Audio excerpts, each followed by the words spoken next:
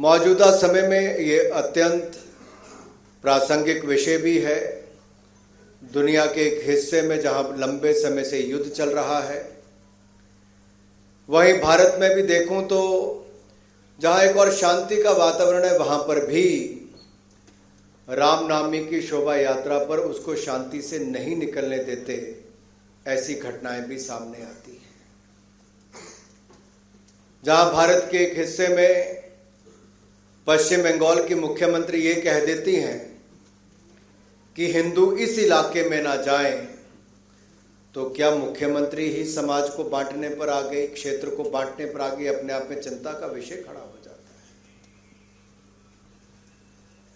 किसी दुनिया के दो देशों के बीच में युद्ध चल रहा हो तो एक अलग बात है, लेकिन अपने ही देश में बंगाल और बिहार में जो स्थिति पैदा कर दो कि रामनवमी के समय भी आपको शांतिपूर्वक शोभा यात्रा ना निकलने दी जाए, आगजनी हो, पथराव हो, हत्या पर मजबूर कर दिया जाए, उस देश में जहां पर देश के प्रधानमंत्री दुनिया भर के देशों को कहते हैं this is not the era of war, ये युद्ध का समय नहीं है, this is the time to discuss, deliberate and be part of democracy and decide.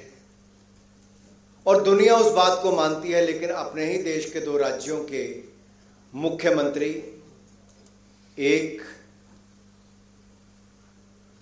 जहां इस तरह की बातें करते हैं और पक्षपात करने का काम करते हैं, वो अपने आप में बहुत बड़े प्रश्न चिन्ह खड़ा करता है कि क्या ये वायलेंस के पीछे एक वर्ग है या ये तुष्टीकरण की राजनीति उनको और हवा देने का काम करती है? क्या वोट बैंक की राजनीति में हम अशांति फैलाने का काम इस तरह से भी किया जाता है? ये अपने आप में बहुत सारी चुनौतियां, समस्याएं देश के सामने खड़ा करता है। वायलेंस केवल समाज में नहीं, डोमेस्टिक वायलेंस के भी बहुत सारे उदाहरण हम सबके सामने आते हैं।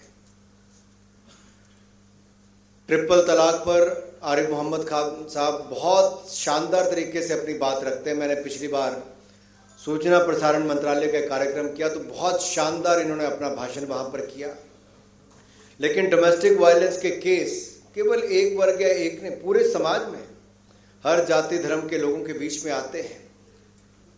और ये 87% जो महिलाओं के ऊपर उत्पीड़न के मामले डोमेस्टिक वायलेंस के कारण है। जब हम अहिंसा की बात करते हैं तो ये हर घर से शुरुआत हो जाती है, समाज से लेकर दुनिया तक जाती है। तो मैं तो ये कहना चाहता हूँ, हमें कहीं से भी, और मंच पर उपस्थित मैं संतगणों से इतना जरूर कहना चाहता हूँ, जब आपके कार्यक्रमों में आते हैं तो सब ऐसा लगते हैं कि सब लोग शांति के प्रतीक हैं, कोई भाईचारे को इतना आगे बढ़ाना चाहता है कि मानो लगता है पूरा देश और विश्व में भाईचारा ही बढ़ जाएगा। लेकिन जब ये लोग अपने समाज में, अपने घरों पर जाते तो पड़ोसियों के साथ नोकझोंक होना आम सी बात बन जाती है। तो हम यहां से लेकर क्या गए और वास्तविक जीवन में, प्रैक्टिकल वर्ल्ड में जाकर हमने क्या उसको पाया है, ये कुछ चुनौतियां हम सबके सामने हैं।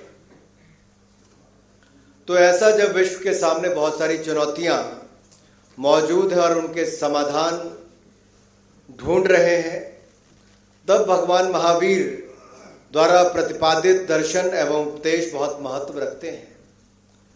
और समय आ गया है कि हम उनके संदेश और उपदेशों को आज देश और दुनिया में लेकर जाएं, परिवार से लेकर समाज और पूरी दुनिया भर में लेकर जाएं, और प्रयास करें कि हम सब शांति के साथ जी सकें और इसको आगे बढ़ाएं।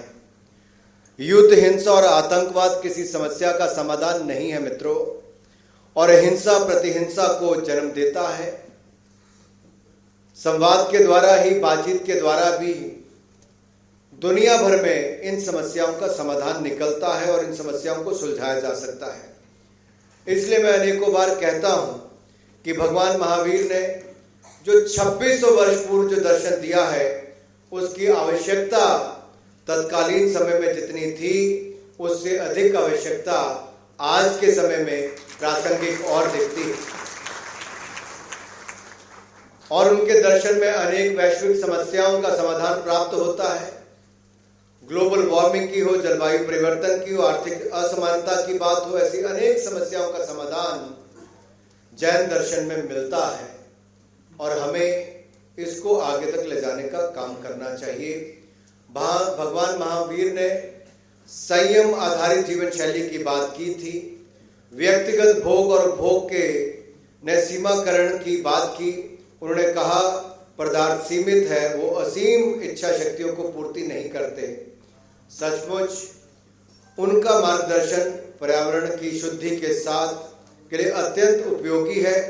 ये केवल भारतवर्ष के लिए नहीं, समूचे विश्व को आज देने का समय आया है और मुझे खुशी इस बात की है डॉक्टर लोकेश जी ने इसका बीड़ा स्वयं उठाया है और अहिंसा विश्व भारती को माध्यम से इसको आगे ले जाने का काम किया है।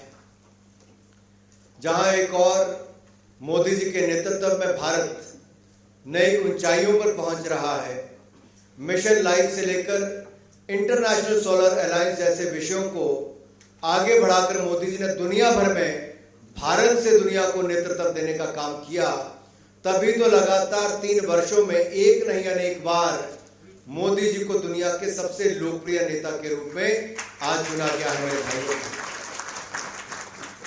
जहां एक और नरेंद्र मोदी जी इस काम को कर रहे हैं, वहीं पर हमारे आचार्य डॉक्टर लोकेश जी भगवान महावीर के दर्शन को दुनिया भर में फैलाने का कार्य कर रहे हैं। आचार्य जी, मैं आपका इसके लिए बहुत बहुत आभार प्रकट करता हूं। इसके साथ ही आचार्य जी ने पिछले वर्ष अमेरिका के शांति सद्भावना यात्रा के दौरान अमेरिका के राष्ट्रपति को भी कुछ सुझाव दिए थे कि शिक्षा में पीस एजुकेशन को लेकर आगे बढ़े। और मैं देखता हूं दुनिया के कई हिस्सों में आज ऐसा है जहां छोटे छोटे बच्चे स्कूलों में पढ़ने जाते हैं, उस पर बंदूकों को लेकर गन कल्चर को बढ़ावा देने का काम करते हैं। गन कल्चर का काम बच्चे नहीं, जो एक अपने इंडस्ट्री को बचाने के लिए गन कल्चर पर रोक नहीं लगाते हैं, तो उस गन का दुरुपयोग करके बच्चों पर गोलियां बरसाने से भी कुछ लोग पीछे नहीं हटते हैं। जाने जाती हैं तो छोटे छोटे मासूम बच्चों की जाती है, जिनका कोई दोष नहीं है, जिनका दुनिया के किसी हो रही बुरी चीजों पर उनका कोई हाथ नहीं है। आखिरकार उन बच्चों पर गोलियां बरसाने का काम क्यों किया जाता है? उस पर रोक लगाने का काम क्यों नहीं होता है? लेकिन दुनिया भर का मीडिया वो तो नहीं दिखाएगा, लेकिन एक दुष्प्रचार करने का काम दुनिया भर के मीडिया के कुछ वर्ग, ऐसे सारे तो नहीं लेकिन कुछ करते हैं। कोविड का समय आया तो ये कहा गया भारत में करोड़ों लोग मर जाएंगे, यहां वैक्सीन नहीं मिल पाएगी कि दुनिया भर के देश अपने देशों को प्राथमिकता देंगे। भारत के लोग महामारी और भूखमरी के कारण मर जाएंगे, 140 करोड़ के लोगों का पेट कैसे भर पाओगे? मैं आज पूछता हूं दुनिया के उस मीडिया समूह से, कौन से ऐसे चैनल वाले थे, कौन सी ऐसी अखबारों वाले थे जो लिखते थे कि भारत में भूखमरी महामारी के कारण करोड़ों लोग मर जाएंगे? आज कोविड समय के 2.5 वर्ष बीतने के बाद मैं कहता हूं, अगर भूखमरी और महामारी से बचाने का काम किसी ने किया है तो नरेंद्र मोदी के नेतृत्व में भारत की सरकार ने 80 करोड़ लोगों को 28 महीने तक मुफ्त में अनाज देने का काम दुनिया का कोई देश नहीं कर पाया, हमारे भारत ने करने का काम किया। अरे दुनिया भर के लोग और दुनिया भर की सरकारें तो केवल अपने देश तक सीमित हो गई। ये मेरे भारत के मेरे भाई और बहनें जिन्होंने सड़कों पर निकलकर एक मजदूर से लेकर एक महिला से लेकर एक परिवार तक को बचाने के लिए अपने बचाए हुए पैसों को जो आपने डिपॉजिट किए थे वो गरीबों को सहयोग देने में दिए।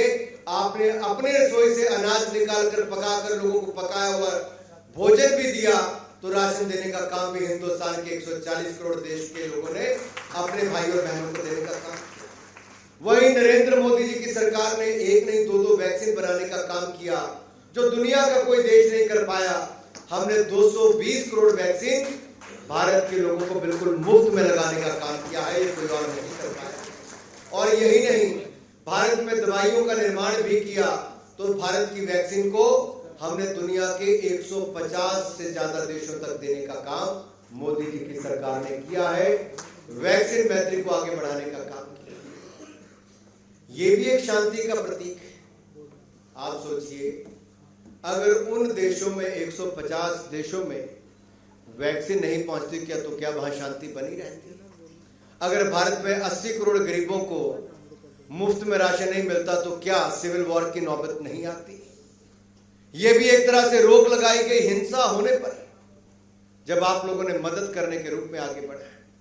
आज मैं देखता हूं कर्नल त्यागी जी, आप तो मंच पर हैं, नीचे भी बहुत सारे फौजी भाई बैठे हैं। मैं देवभूमि हिमाचल प्रदेश से आता हूं, जहां हमीरपुर संसदीय क्षेत्र से मुझे चौथी बार लगातार लोकसभा का सांसद चुना गया। मेरे यहां पर तो हर दूसरे घर से फौजी हैं। मेरे ही ना जाने कितनी पीढ़ियां फौज में हैं। मेरे दादाजी फौजी जी थे, उनके पिता फौजी थे, उनके पिताजी फौजी थे।